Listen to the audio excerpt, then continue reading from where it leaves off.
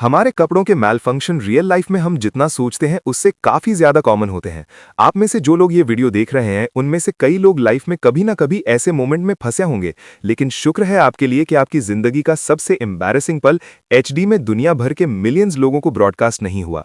WWE की live televised nature का मतलब होता है कि जब चीजें गलत होती हैं तो उन्हें अंडू करने का कोई ऑप्शन नहीं होता। तो चलिए देखते हैं WWE के 10 सबसे वर्स्ट अटायर मैल फंक्शंस। डेली रेसलिंग वीडियोस के लिए सब्सक्राइब करना और नोटिफिकेशन बेल दबाना मत भूलना। Number 10, exposing the queen. Charlotte Flair, जो पहले भी अपनी अटायर से ज्यादा स्किन शो होने के मोमेंट्स फेस कर चुकी हैं, नवंबर 2025 के स्मैकडाउन एपिसोड में एक बार फिर अपने रिंग गियर के टॉप हाफ के साथ स्ट्रगल करती नजर आईं। नाया जैक्स के अगेंस्ट मैच के दौरान सिल्वर और ग्रीन अटायर पहने फ्लेयर का टॉप धीरे धीरे लूज होता रहा और पूरे मैच के दौरान वो अपनी गियर को एडजस्ट करती रहीं। खुशकिस्मती से शार्लेट की डिग्निटी सेफ रही, क्योंकि WWE प्रोड्यूसर्स हर बार स्क्रीन को ब्लैक कर देते थे जब भी वो किसी कॉम्प्रोमाइजिंग पोजीशन में होती थी। बाद में शार्लेट ने इस सिचुएशन को ह्यूमर के साथ लिया, जो कई लोगों को मेंटली स्कार कर सकता था।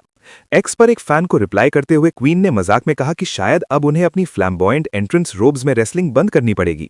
शार्लेट के टॉप हाफ के इस नियर एक्सपोजर का एक सिमिलर इंसिडेंट रेसलमेनिया 38 में रोंडा राउजी के अगेंस्ट मैच में भी हुआ था।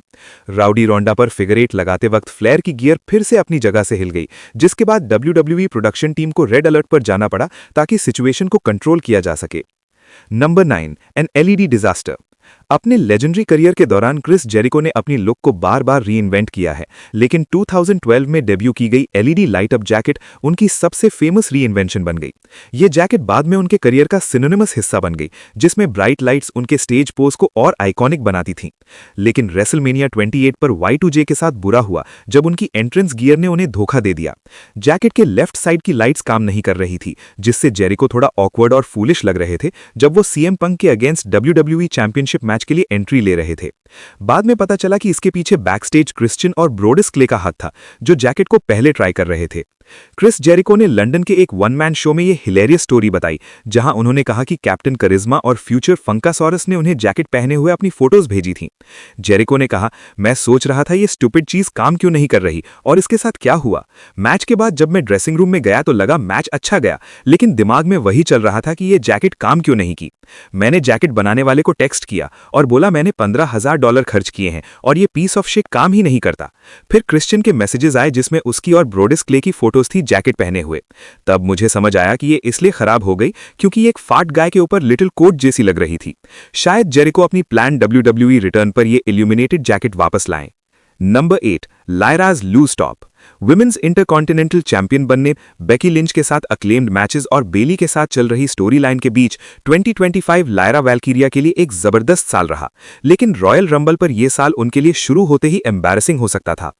अपने पहले रंबल मैच में एंट्री लेते ही लायरा की स्ट्रैपी रिंग गियर लूज हो गई और ऑलमोस्ट उनका चेस्ट एक्सपोज हो जाता। वो जैकलिन जैसे चेस्ट टेप भी पहने हुई थी, जैसे कैपिटल कार्नेज 1998 में देखा गया था।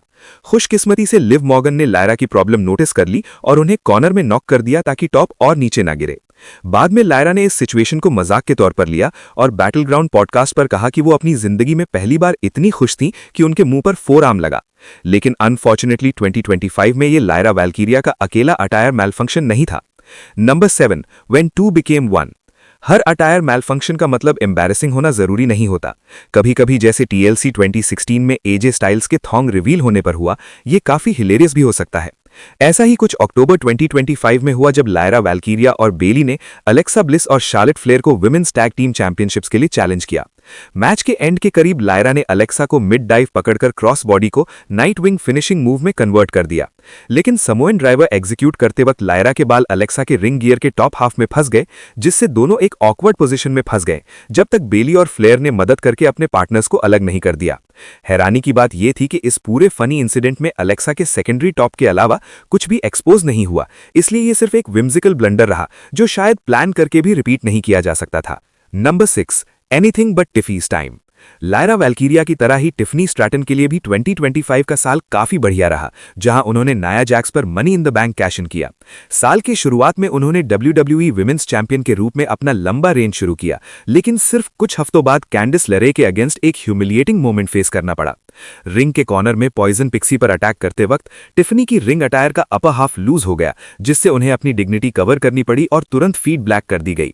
जब ब्रॉडकास्ट वापस आया तो टिफनी की गियर बिल्कुल ठीक थी और मैच सक्सेसफुली कंप्लीट हुआ। शार्लेट फ्लेयर की तरह ही ये अनफॉर्चुनेट था कि टिफनी के लिए ये दूसरा ऐसा इंसिडेंट था।